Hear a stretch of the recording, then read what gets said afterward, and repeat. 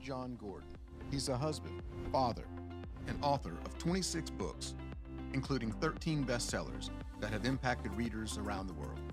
And most don't know that he has also written 5 children's books. John has worked with a number of successful pro and college sports teams. He helped this team win the Stanley Cup. He helped this team win a World Series. He helped this team through the challenging times to make it to the NBA Finals. He helped this team win the Super Bowl. And this team win 2 national championships. John has also worked with many of the greatest leaders and spoken to many of the best companies in the world. John speaks at large conferences and small gatherings of executive leaders. He was number 6 on the list of top leadership speakers in the world, just behind these 2 guys. When he's not speaking on stages or Zoom, you can find him hosting some amazing guests on his popular podcast, Positive University. He's the co-creator of Daily Positive, Power of Positive Leadership Training, and Power of a Positive Team Consulting to help leaders build stronger teams. John is a graduate of Cornell University and has a Master's of Teaching from Emory. He is passionate about education and created Energy Bus for Schools to help school leaders enhance their leadership, culture, and student impact. His mission is to develop positive leaders, build stronger teams, and encourage and inspire as many people as possible, one person at a time. He's learned from the past, gives his all in the present, and is excited about helping you create your future. How y'all doing? Can we give Jonathan another hand? Was that not amazing? I mean, wow. There he is.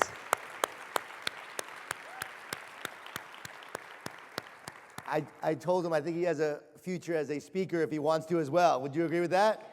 Yes. People call me a motivational speaker, but I don't consider myself a motivational speaker at all. I really believe I'm a motivational teacher. And I'm really big on education and teaching. I have a heart for educators. I have a heart for education. And at the core of who I am, that's what I'm all about. This is like a full circle moment for me because I moved to Atlanta right after college and didn't know what I was going to do with my life. And when I came here, my first job was an alternative school in DeKalb County of Atlanta. And while I was here, I learned so much. And then I would go to get to Emory and get my master's in teaching. And then I taught school for a year. It was a long year, but I taught for a year. You know what I did after that? I opened up a bar. True story. 3 weeks after opening up this bar, this woman is walking down the street, and I saw her, and as she's walking towards me, it was love at first sight. For her, it took a few years. But that woman would become my wife. And then we had our kids in Atlanta, and so we lived here for 7 years, so it's always so great to come back to this amazing city, to come back home in many ways. And then we moved to Jacksonville, Florida, where we live now. And one of the things I love to do is to help people elevate to a higher level in their profession and what they do with their work and their craft and their business and their mission. And so today, we're going to talk about elevating to a higher level with excellence. Are you with me on that? Are you ready to go to a higher level with excellence? Because we all need a team to do this together, to make an impact. The way we have more Jonathans in this world and make more people become who they're meant to be and grow into their potential is by doing it together and working together. Is my mic okay? Seems like it's going in and out. Is it all right? So it's all through a power of a positive team. And I know about teams. Years ago, I worked with the Atlanta Falcons as a team. I spoke to the team, and they were 4-12. Matt Ryan was a rookie quarterback. They went to 11-5 that year. And then when Sean McVay took over as the coach of the Rams, I started working with him, and they went from 4-12, and they went to 11-5. So am I the reason for their success? Of course not. I spoke to the Cleveland Browns as well. I know that it's never the talk. It's never the book.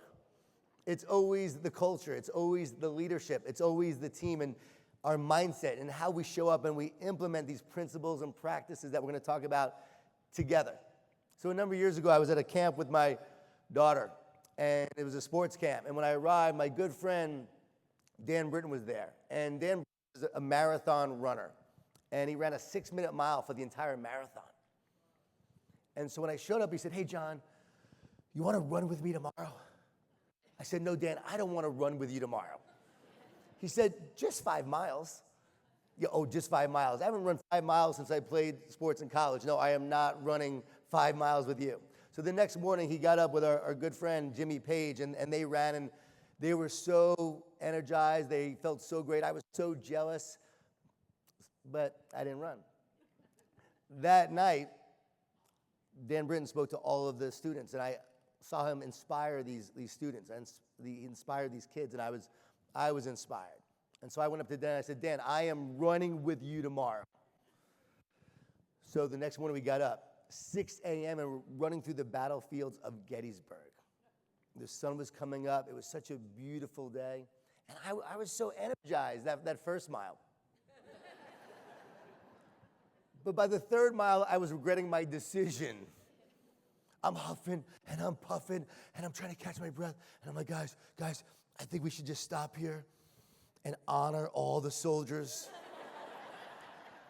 that fought on the sacred ground. They're like, "Okay, John, yeah, let's keep going. Keep running, John." 4th mile, I'm turning pale white. I'm about to pass out. These guys started to encourage me.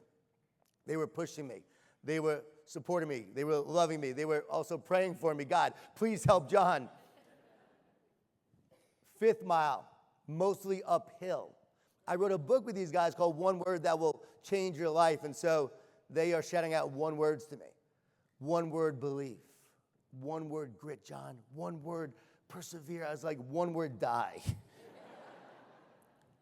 But somehow, some way, I made it to that 5th mile. I did it. The next morning, I got up, and I couldn't even walk. My legs felt like cement. As I'm walking around like this, it occurred to me, if I was by myself, I would have definitely given up in that 3rd mile, no doubt about it. But because I had my team with me, pushing me, encouraging me, supporting me, and challenging me, yes, I made it to that 5th mile. One thing I know is that we are better together. And then together we accomplish amazing things. No one creates success alone. We all need a team to be successful. And it's the positive, powerful, united teams that make the greatest impact. And that's what we're going to talk about today. What are those principles and practices that great teams do? And it all starts with a great culture. Great cultures are essential to being a great team, and great teams create great culture. And great culture is not one thing, it's everything. It's not one person, it's everyone. Everyone creates the culture of our team. Everyone is responsible for how we show up every day. What is culture? People often ask me, how would you define culture?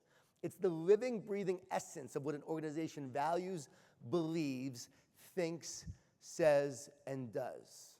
What do we value? What do we believe? What are we saying on a daily basis? And what do we do to bring that culture alive? How do we live it on a daily basis?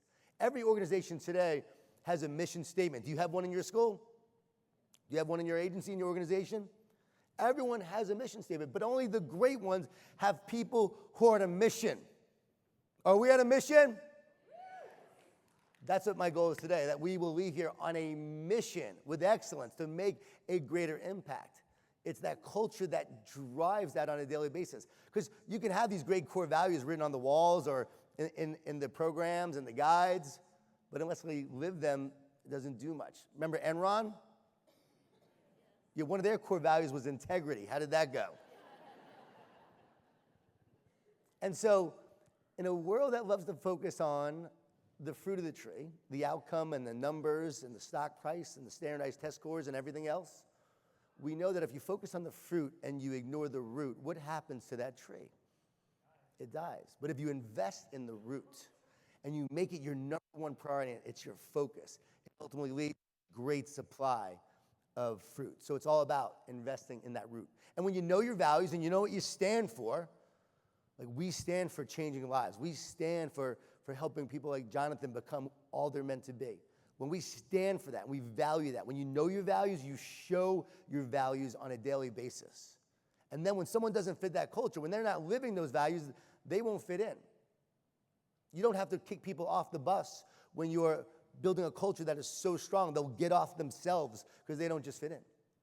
And so it's about building that great culture. So how do we do that? Shared vision and mission. Great teams have a shared vision and mission. Where are we going and why are we going there? We all need something to long for. We all need something to hope for. We need that vision and mission that drives us. We don't get burned out because of what we do. We get burned out because we forget why we do it. So what is our why? When you know your why, you will know the way. And you won't let obstacles get in the way. So what is our vision? What is our mission? And then individually, what is it for you? Because you need to have a vision. You need to have a mission. What is it that you want to build? What is it that you want to create? If you don't have the vision and mission, we're going to get tired along the way. We're going to get burned out. It's like marathon runners. When do most marathon runners quit the marathon? At what mile? Just guess. Shout it out. Some people say the first mile, but the least amount of people quit in the first mile. I thought it might be the last mile because you've been running the longest, running the farthest. It's when you should be the most physically tired, and yet the second least amount of people quit in that last mile. Someone the other day said the 30th mile, by the way. So when do you think it is? 20. Someone said it. It's the 20th mile. The 20th mile is where we're physically tired and then mentally drained. We lose our vision. See, as you're almost to the finish line in that last mile, the 26th mile, you can see it, so you keep on moving towards it. It shows the power of the mind. In the 20th mile, you lose the vision, so you stop moving forward. We all have a 20th mile in education, don't we? Oh, yeah. So what you want to do is you want to write down when your 20th mile is and say, keep my vision alive. And then it will keep you alive, especially when we're getting tired, especially when all the negativity is coming our way, especially when we're facing adversity and setbacks and challenges, which I know you face a lot of. Your jobs are not easy. I know how challenging they are. I know this is not Pollyanna positive we're talking about today. We'll get to that. This is really about, okay, this is hard. This is difficult. But here's what I know. Positive teams, they always find a way forward to where they're going. I had to do this with my team and my own vision and mission when I wrote my book, The Energy Bus. It was rejected by over 30 publishers after I wrote it. I was told to give up.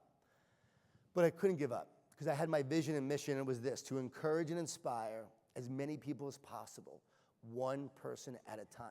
You see, I was so miserable with my life. I was so negative. I was so unhappy. And I wrote this book as a way to try to turn myself around and then help others turn around. And I wrote this book that I thought could really make a difference. I realized I was miserable because I was focused on myself. And then when I made my life about serving others and focusing on others, everything began to change. So I wanted to live that, but now I'm being told I can't live that because this book is not good enough, or people don't get what an energy bus is all about, or didn't like it, or whatever it may be. So I'm being rejected. But I returned to my vision and mission every single time I was rejected. I got to keep going. I got to keep moving forward. And I'll never forget, John Wiley & Sons agreed to publish the book. I was so excited it was coming out. 6 months later, I asked a friend, what should I do? He said, pray. So I prayed for it to be a bestseller. It came out. It was a bestseller in Korea. See, I learned you have to be specific with your prayers. It was a huge hit in South Korea, not North Korea, but a huge hit in South Korea. But not one bookstore in the United States would carry the book, not one. So I went on a 28-city tour, paid for it myself. And I went from city to city sharing the message in the book. And we had 5 people in one city. We had 10 people in another. We had 20 in another. The most people we had were 100 people in Des Moines, Iowa. They thought Jeff Gordon was coming. That's why they showed up. We got some Des Moines folks here? Thank you, Des Moines. Thank you. But you thought Jeff Gordon was showing up. That's why you showed up. And that's not a joke. That's actually a true story. I remember I got home, and I didn't know what it held, but I knew I had my vision and mission. And I just had to make sure I was living it and breathing it every single day. And that was 2007.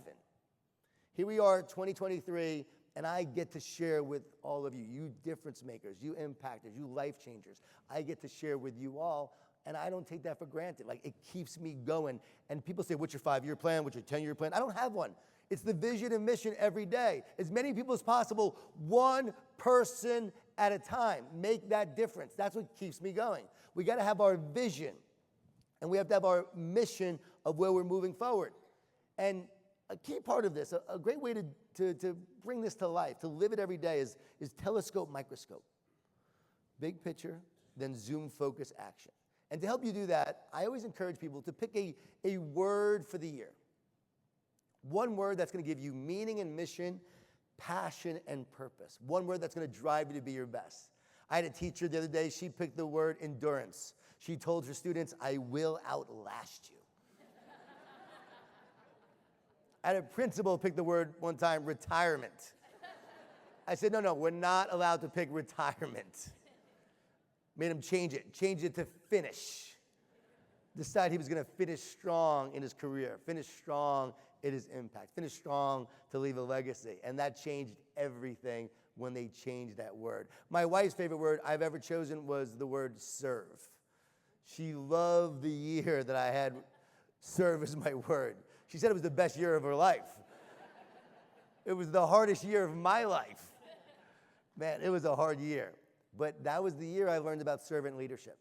That's the year I grew so much as a person, as a father, as a husband, as a leader, by just focusing on serving every day. It's amazing how your word will shape you and mold you to be who you're meant to be. And this is a great exercise to do with your team. So you get together, ask each person to share their word, why they chose the word, and you share it with each other. And as you know each other's words and you live those words for the year, you become a more powerful team. I've done this quite often with teams, and it's powerful when they do that. So who's going to do this exercise?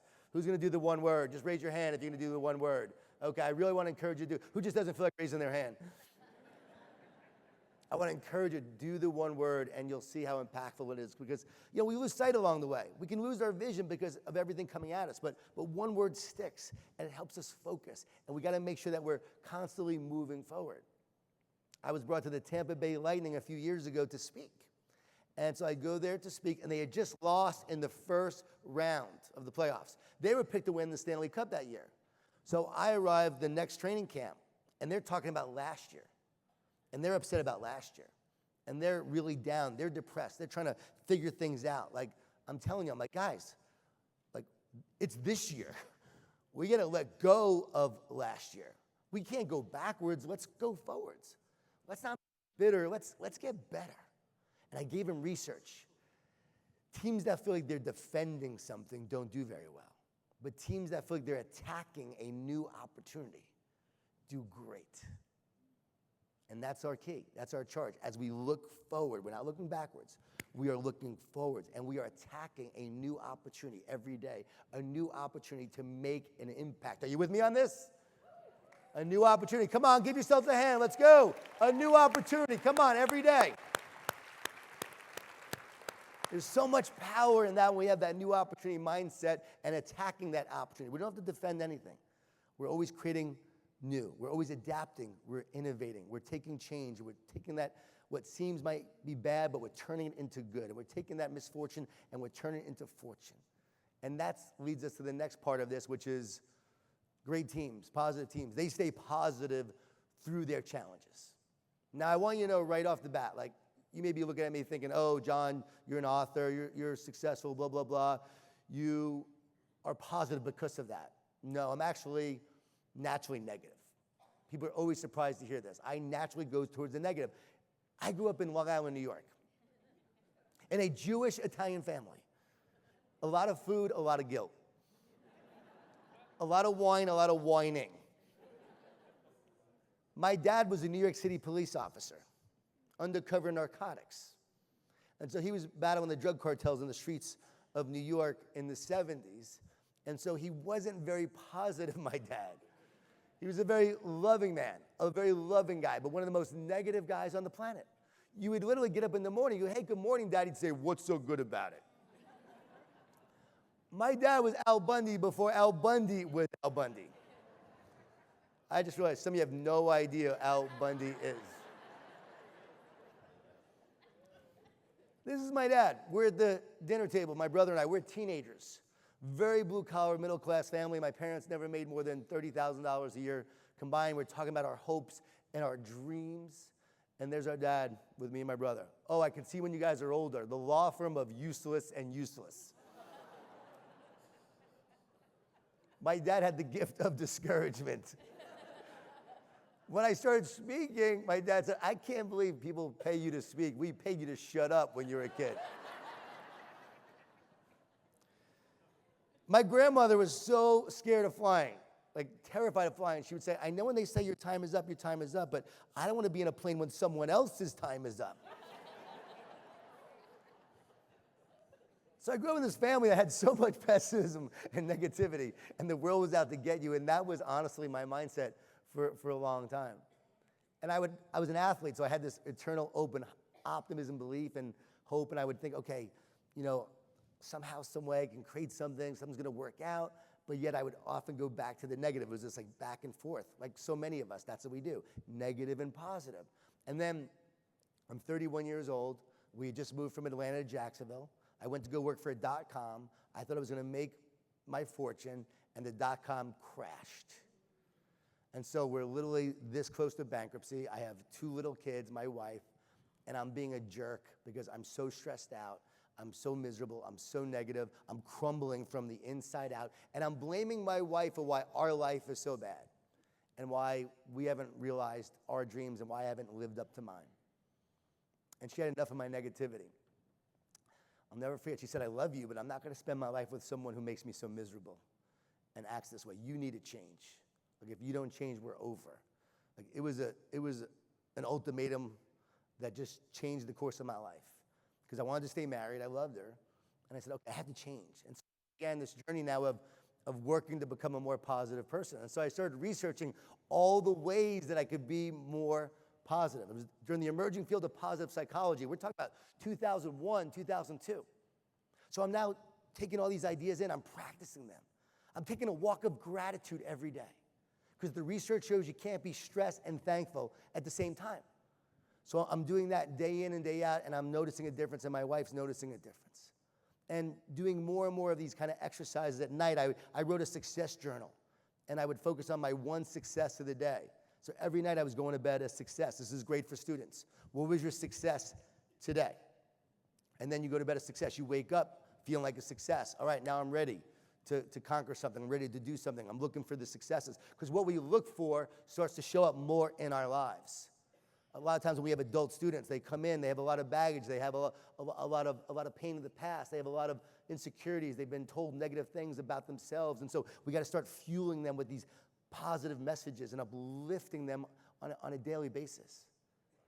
And that success of the day is essential, but we gotta do it ourselves first.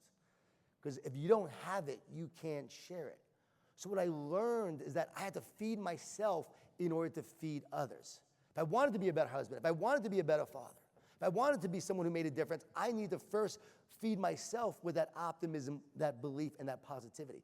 A team's collective optimism and positivity is the result of each person's optimism and belief and positivity. And trust me, this is not Pollyanna positive. It's not about seeing the world through rose-colored glasses. It's knowing that we have the power to overcome the thorns. It's not about ignoring reality. It's okay to say, this stinks. This is really tough what we're going through right now. We're not gonna sugarcoat it, but we're not gonna allow negativity to sour it. And we're gonna create a better reality going forward because we always find a way forward, because we have to. What is the alternative? So we deal with the grief, we deal with the pain, we deal with the challenge. We work through it. We talk about it. We don't sugarcoat it, and we don't gloss over it. This is not fake positivity. We deal with it, but then with that resilience and that grit and that optimism and that belief, we feed ourselves every day, we feed others, and we start to see how that positivity has an impact on others. Are you with me on that? That's real positivity. It comes down to that belief. My family and I, we were traveling from Jacksonville, Florida, where we live now, going to Maine. First time ever going to Maine. That's all right. Connecting into Philadelphia Airport. We arrived, we're not clapping for the Philadelphia Airport right now. We arrived and a half late for our connecting flight. We landed in Terminal A, and we're leaving from Terminal F. You'll find out why in a second. In Philly, you have to connect at C16, which is really far from A. C16, you had to take a bus shuttle, which then took you to F. I watched the screen. We have 10 minutes to make our connecting flight. I'm thinking there's no way we're going to make it, but we got to go for it. So I look at my wife and kids. My kids were 8 and 10 at the time. I said, all right, guys, let's start running. So there we were now running through the airport. Have you noticed more people running through airports? Perhaps here even? Next time you see someone run by you in an airport, I want to encourage you to do what I do, cheer them on. I cheer people on all the time. The other day, this woman was running by me in the Atlanta airport. I said, go, go, go, I believe in you. You can do it. And she ran by me like this. I don't always get that response. I was in LaGuardia, New York. I cheered this guy on. He gave me the finger. True story. But I turned a negative into a positive. I said, that's right. You're number one. So that was us now. We're running through this airport. We're huffing and puffing. We're doing our best. Finally, we get to C16. There are no bus shuttles there. Look at the watch. 5 minutes to make our connecting flight. There's a woman who's in charge of all the buses. I said, how long do the buses get here? She said, 4 minutes. My kids start crying. We're not going to make it. We're not going to make it. I said, guys, you have to stay positive. You have to believe we're going to make it. I'm telling you, we're going to make it. I turned to the woman. I said, we're going to make it, right? She said, you ain't going to make it. The bus arrives. We get on the bus. We get to Terminal F. It's the last gate. So we're sprinting down Terminal F as fast as we can. 1 minute to make our connecting flight. I left my wife and kids in the dust. I was getting on that plane with or without them. And just as I arrived, guess what happened? They slammed the door right in my face. I said, man, my wife and kids, they're in their way thinking that would help. She said, I'm sorry, sir. There's nothing I can do. I said, you don't understand. We have all these plans. The other flights are booked. We'll have to stay overnight in the airport. It will ruin everything. We have to get on this plane. She said, I'm sorry, sir. The plane is pushing back. Look. My wife and kids arrived in that moment. We walked to the big window. We see the small plane. It's pushing back. And we're just so dejected. My kids are crying.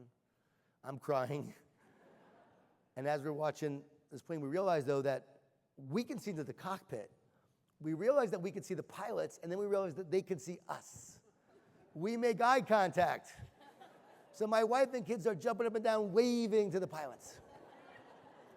About a minute later, the door opened. A woman came out, and she said, it worked.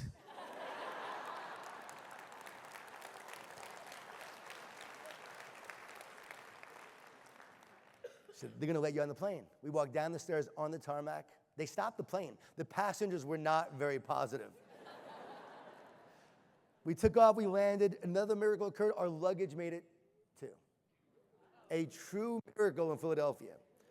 So we're driving away in the rental car. Great teachable moment for my kids. What'd you learn from this experience? I think they're going to say, you know, Dad, I want to stay positive. I learned to believe. My 8-year-old son said, you know, Dad, I learned to just keep running. And when he said it, I thought, you know, there's a lot of truth to that, especially in your profession. I really believe the key to success is that we just keep running. We stay positive, and we never give up. I know the work you do, it's not a marathon. It's not a sprint. It's a series of sprints combined with a boxing match. You're not just running, but you're getting hit along the way. But I'm convinced that your optimism is a competitive advantage. Your belief, your positivity is a game changer.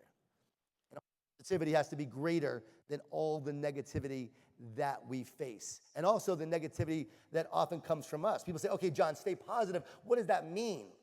Like, how do we stay positive? Well, this is what I do. This is what I work with championship teams on in terms of staying positive, helping them perform at a higher level so that they can be their best. But in all professions, you are a championship team in what you do every single day. How do we elevate to that next level? How do we pursue excellence? Optimism, belief, and positivity is a huge part of this journey.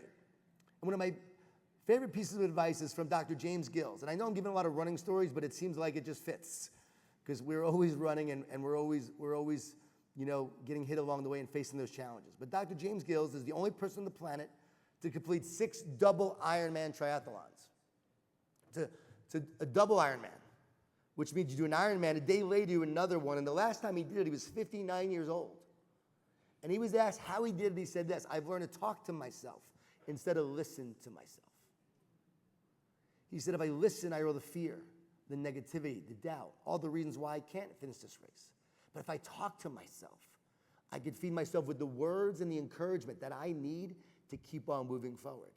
Be honest, who here needs to talk to themselves more instead of listening to those negative voices? Who has students that need to talk to themselves more instead of listening to themselves?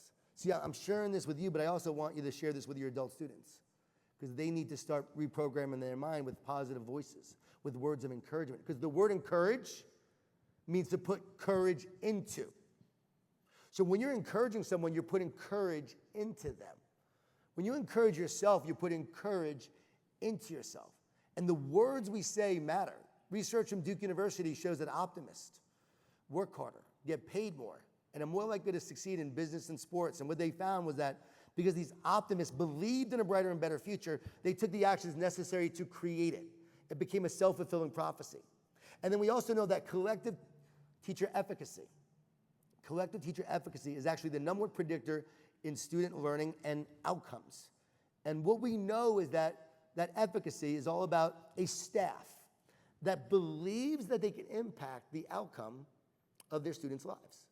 And if a staff believes that, that is literally the number one factor in the outcomes that those students go on to produce. Because you have someone who believes in you, you wind up believing in yourself, and you take the actions necessary. It becomes a self-fulfilling prophecy to create it. That is the real power of belief. So don't let anyone say, oh, positivity, and roll their eyes. This is not toxic positivity, which is people are talking a lot about today.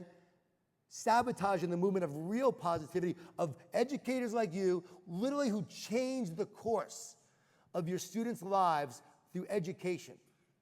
This is what I believe in. This is what you're doing. This is where I know you are changing the world. I'm a huge fan of technical schools. I'm a huge fan of the trades. I'm a huge fan of finding the right fit for every student so that they can be who they're meant to be. And not every student is meant to go to college. Right? Come on. Right?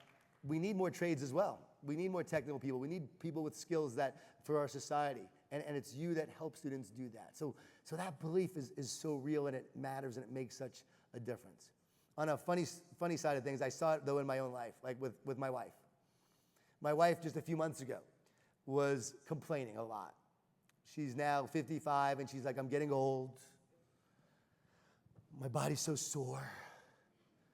I'm not gonna be like I was when I was younger. I'll never feel that good again. Like I'm just falling apart. Like I'm just, it's like the future's hopeless. I'm like, where is this coming from? Like, where is all this negativity coming from? Why are you thinking that way? So I had to go do a speaking engagement. So I was gone for 2 days, and I have to admit, I was actually very happy to be gone those 2 days. I come back, and there's my wife bouncing around the house, all energized, like bouncing, like light and free, like feeling great, happy, and I'm like, what is going on? Like, who are you? Like, did you find a boyfriend? Like, what is happening here? She's like, no. I talked to the health coaching company that we talked about, and they did that testing on me where they look at your blood work, they look at your cells, they look at your DNA, and they look at your genes. And she's like, so I was talking to the health coach, and they said, this is really rare, they told her. Like, we don't see this often. You're really pretty unique. You have the genes, they told my wife, of an Olympic athlete. So now my wife's walking around the house. I, an Olympic athlete. An Olympic athlete. You want to play tennis tomorrow because I'm an Olympic athlete. I will crush you. She's literally walking around, I'm an Olympic athlete. The pain went away. I kid you not, the soreness was gone. She's now working out every day, feeling great. And the funny thing about this was, like during the course of our marriage with our kids, she would always say, because she grew up in a very dysfunctional family with alcoholic parents and left the house when she was 16 years old, My wife has a really cool, special story, and she would always say, if I had parents that were involved in my life, I'm telling you, John, she would say, I would have been an Olympic athlete. And then our kids are really good athletes, so she's like, well, they clearly got my genes. I'm like, honey, I was a Division I athlete in the family. So now that she heard this, she's like, see, I was always right. So she'll take that to the grave. So now she's a different person. She has a different mindset. She has a different belief. And she literally is walking around feeling so much healthier as a result of her belief. I am strong. I am powerful. What happens if you said that on a daily basis and you had your students say that as well? I am here to change the world one person at a time. I am stronger than the adversity I face. I am here to make a difference even though there's budget cuts that might affect us, but I know that I will do more with less because that's who I am. I know that some people don't value this, but I value this, and because of that, I'm going to take that value and add value to others and change their lives. I'm not going to let anybody on the outside affect who I am on the inside, and I am ready to take on this challenge. Are you with me on this? I am. You are. This is your power. This is your strength. You own it. Trust me, as a society, we need to value more what you do. No doubt about it. We need to value more.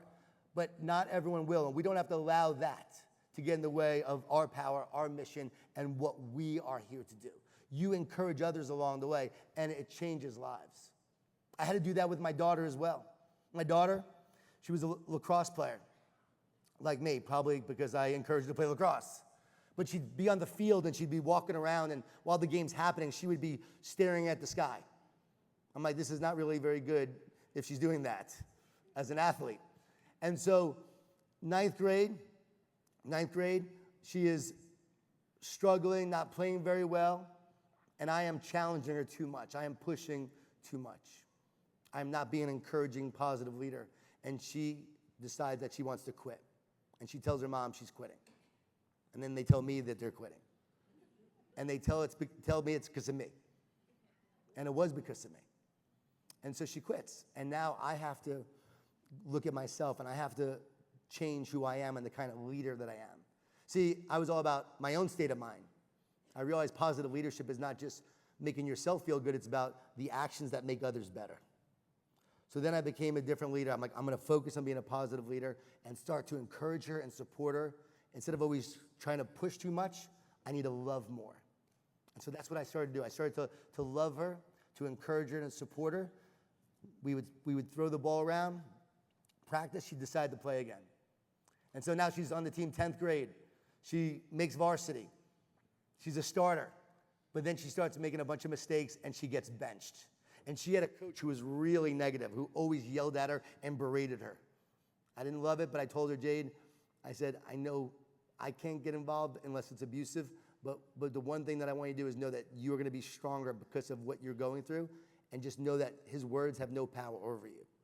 I said, but I'm going to encourage you and support you along the way. So I kept telling her, Jade, don't listen to him. You are unstoppable, Jade. I want you to go to the goal. You are unstoppable. And I kept telling her, you are unstoppable. She was very stoppable, but I kept saying, you are unstoppable.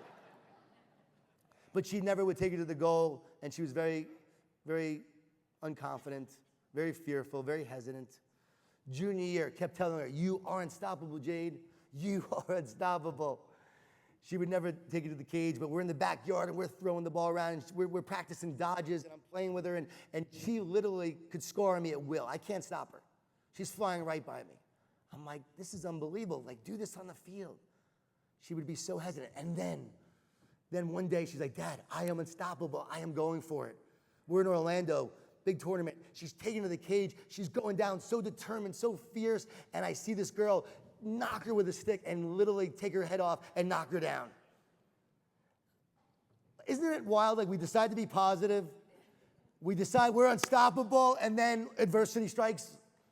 The minute we say we're going to make a positive change, we get tested. Have you experienced that in your life? All the time. It's just a test. It's just a test. when she came to at home, it wasn't that bad, but when she was like more cognizant, she's like, Dad, I thought I was unstoppable. I said, you are, just not today. But you will be tomorrow. You will be tomorrow. We're going to have setbacks. Let's look forward. You will be. Kept encouraging her. After a couple games of recovering, she comes back. And the star of the team was the coach's daughter, who was also very negative and berated my daughter all the time.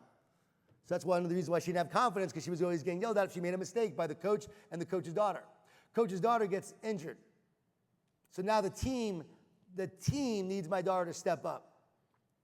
And so next thing you know, she starts going to the cage. Next thing you know, she starts playing with this confidence I've never seen before. She scores 2 goals, then 3 goals, then 4 goals, then 5 goals. District championships, she scores 8 goals to propel her team to the state Final Four. I'm telling you, I'm not trying to brag. It was a miracle when I saw it. It was a miracle. I can't believe this. State Final Four, she scores 7 goals to propel her team to the state championship. She was named an All-American at the end of the year because she truly believed eventually that she was unstoppable and became unstoppable.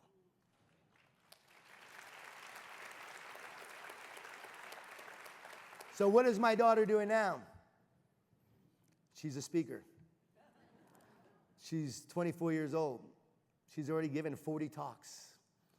She was terrified to speak. She was fearful.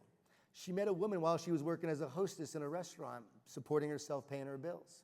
And she met a woman who was having a bad experience. My daughter then went over to her and was really kind and nice to her. They started talking.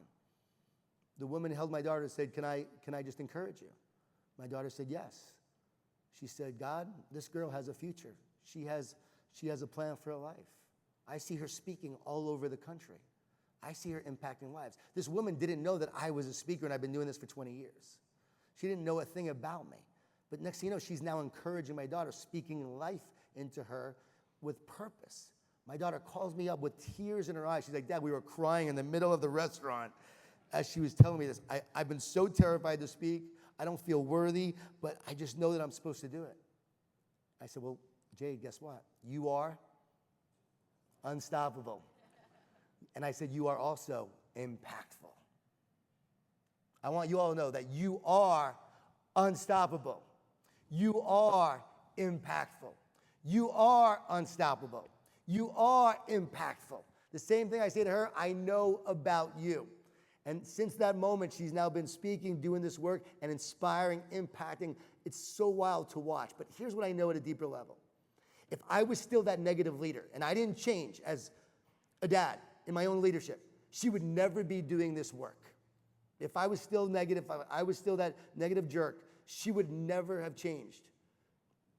She would never have gone back into the sport. I would have lost a great relationship with her. And she would never want to do this. But because she saw me become a positive leader, she saw the power of this. Now she knows that it's possible in the lives of others. I have seen this happen in so many lives when an educator, a team comes together with belief and they step into it together and they decide they're going to impact people's lives. And Jonathan is the perfect example of that. We see lives change forever. And how do I know? Because it's the teachers in my life who changed my life. I would not be who I am today if it wasn't for the teachers who believed in me. I'll never forget Tony Chiazza. He was a teacher and also a coach. And he saw me play and he said, I think you should play lacrosse. So I go out for the lacrosse team. I can't catch and throw after the first couple of practices. I went up to him, I said, hey coach, I'm gonna quit. He goes, no, you're not gonna quit. One day you're gonna play in college. One day you're gonna play in the Ivy League. I had no idea what the Ivy League was, never even heard of it. Had no idea, but it sounded good, so I stayed with it. Years later, I would go on to play lacrosse at Cornell University. And Tony Chiazza would change the course of my life. I got to Cornell, gold chain, tank top, Camaro. I all of a sudden see all these kids with wealth and privilege that I've never seen before in my life. And I saw a world that was possible beyond my little town of Smithtown, Long Island, New York. And I saw what was possible. And it changed the course of my life. That teacher changed my life. Mr. Goldfarb changed my life. My coach was also an educator in college, changed my life. And I know that's the teachers who changed the course of their lives. So how do we do that? We hold people accountable. Instead of tough love, we love tough. We love tough. We love them first. And the more we love them, we then earn the right to challenge them. We are demanding, but we're not demeaning. Demanding, but not demeaning. And we set the expectation really high. And when we do that, we then will inspire and encourage them to move up and to rise up to meet those expectations. We elevate them by elevating the expectation. And then lastly, I want to close on the fact that we care. When we care more as educators, we care more as people, it's that care that allows us to truly perform at our highest level and to achieve excellence and help others do the same. Caring is the difference between average and greatness. You want to be great? We focus on caring more. That's how it works. There's a great story about Donatello in the 1500s. He received a 3-ton marble block of stone. He looks at the stone, he sees all the flaws, all the cracks, and he says, send it back to the UPS drivers of the day. UPS drivers of the day, like, we can't send it back, it's 3 tons. They had an idea. Michelangelo lived down the street. Let's bring it to him. So they bring the stone to him. He was known to be absent-minded. He would never remember he didn't order the stone. They brought him the stone. He looks at all the flaws and all the cracks, and he decides to do something with it. He believes it'd be a great challenge to his craftsmanship to see what he could build. And out of that 3-ton marble block of stone with all the flaws and all the cracks, all the mistakes, he would go on to create the statue of David, one of the greatest, most valuable art treasures in the world. That's you. You meet people every day. You work with all these students as a team that have a lot of mistakes and they have flaws, as I have mine. We all have our own. But you see what they can become. You see the masterpiece that they can be. You don't send it back. You accept it. You receive it. You embrace it. And then you say, let's do something with it. And because of your care, because of the way you love, because of the way you serve, because of expecting more from them, they then rise up. They elevate to meet those expectations and the care that you have. And then together we create a masterpiece together. I want to just say, if you want to keep in touch with me, I'm going to show the slide real quick if you can bring up the slides. But I would love to just stay in touch with you so I can encourage you along the way. And I want you to know that one of the things that great leaders do and great teams do is they build teams.